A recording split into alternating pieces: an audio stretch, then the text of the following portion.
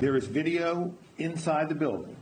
They show things like chaos after the shooting. What they don't show is this person of interest, and so that's why we haven't released those videos. The only video of the presumed, anticipated, suspected, however you want to define it, person of interest, you have it. It was very interesting. There was an MIT professor that was murdered at home last night. They do not believe there is any connection between these two, just two universities, two events. So you see that they're in explain mode right now because there's a lot of pressure on them. We're used to people getting caught, and sometimes it takes time. That's the Rhode Island AG explaining why they haven't released video from inside the Brown University building. They're saying that it's not demonstrative of anything, but what does it mean to them? Okay, they did release today new enhanced video showing this person of interest, this guy, walking near campus 2 hours before the shooting and after the shooting. Cops say the man was casing the area as early as 10:30 a.m. the morning of the shooting. So is this something to trust as, you know, what the police are suggesting it is, that this could be the guy? Let's bring in criminologist and host of the Criminal Appeal podcast, Casey Jordan. Hey, Case, good to see you. Good to be here, Chris. So first of all, am I right? It's too soon to get on them for screwing up the job. It takes time to catch someone like this. It is. Now, a certain amount of time was spent. I won't say that it was wasted on the initial person of interest. It was a solid lead. They had to follow up on it, but those were precious hours that were lost when they could have been out canvassing, knocking on those doors, getting this video footage that we now have 4 days later. And this is the problem, Chris. It has nothing to do with the police. They're doing the very best they can. They're putting in tons of hours. I mean, but the bottom line is the news has been filled with other things that have been absorbing us. Australia, and the Rob Reiner homicide, and now we have a verdict in Boston. And I am afraid that people are not going to see this video. And it's incredibly important because this person of interest has a very distinctive gait.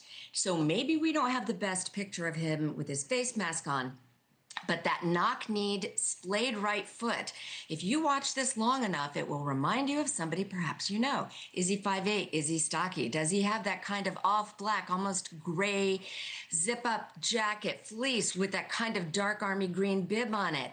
And do you know where he was on Saturday afternoon? Chris, I'm convinced the public is going to solve this in conjunction with the police, but through this video, and we just need to have more people watching it. You think this is the right guy for us to be looking at? Do you think, I mean, because it could just appear to be somebody who's just walking around the neighborhood.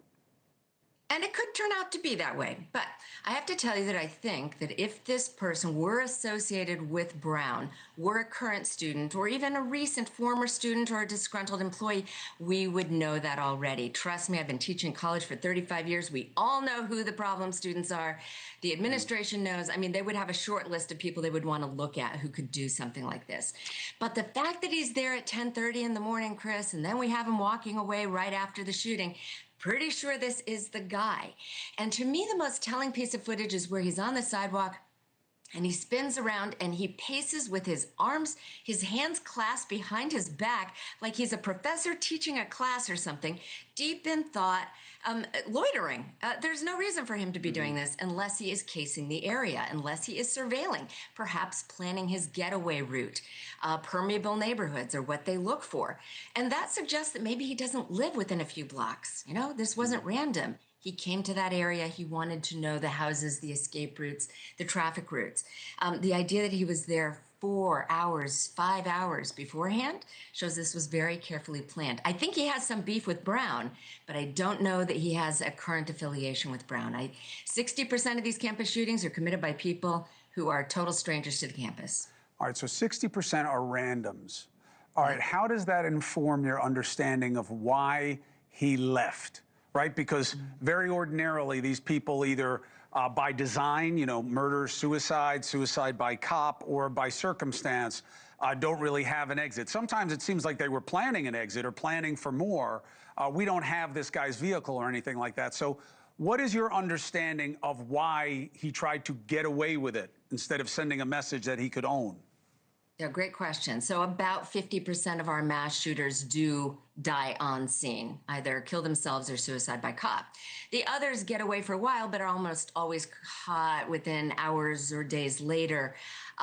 It's very rare that they get away with it completely. So that's why I'm confident we're going to get this guy. But what strikes me is that he got away with it. He planned it. This was not somebody just having a bad day. All right. He thought about it for hours, and we don't see that so often from people who live in the area. You're going to see a snap with somebody who's having a terrible day, got fired from their job, wife left him, and they go on a rampage.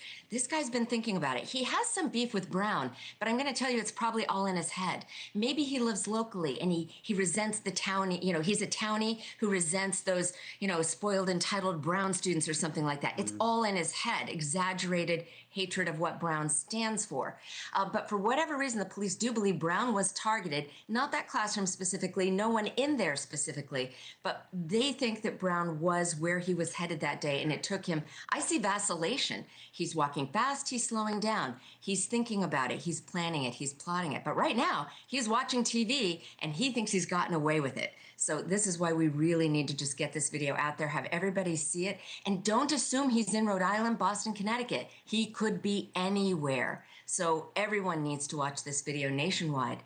See if it reminds them of somebody, little knock-kneed, little splayed right foot, strange gait. That's how we're going to find this guy. Do you take comfort in the fact that there has not been, other than this MIT situation, which the authorities say is unrelated, that if this was a serial type of plan, that it would have happened within these last 4 days? I do.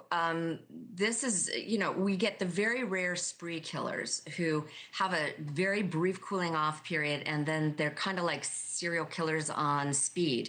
And if that were going to happen, you wouldn't see it happen at Brown. Let's say his beef is with higher education in general. Maybe then he's going to just take a quick ride over to Boston or to Yale, and take it out on a campus there. It would have happened by now. You don't usually see a 3 or 4 day cooling off period. They are usually like Tasmanian devil tornadoes, just going from one place to the next if it's going to be a spree. So I think he's at home. I don't think you're going to see this, and I think he could live with his family.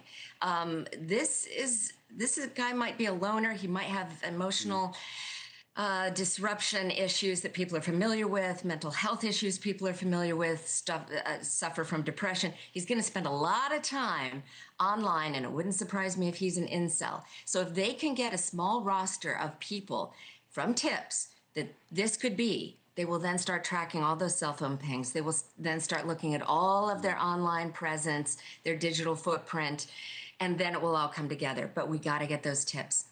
It's good that at least we're in the holiday break period, so they're able to get people off campus and get away without major disruption. But this was already life-changing disruption for way too many kids.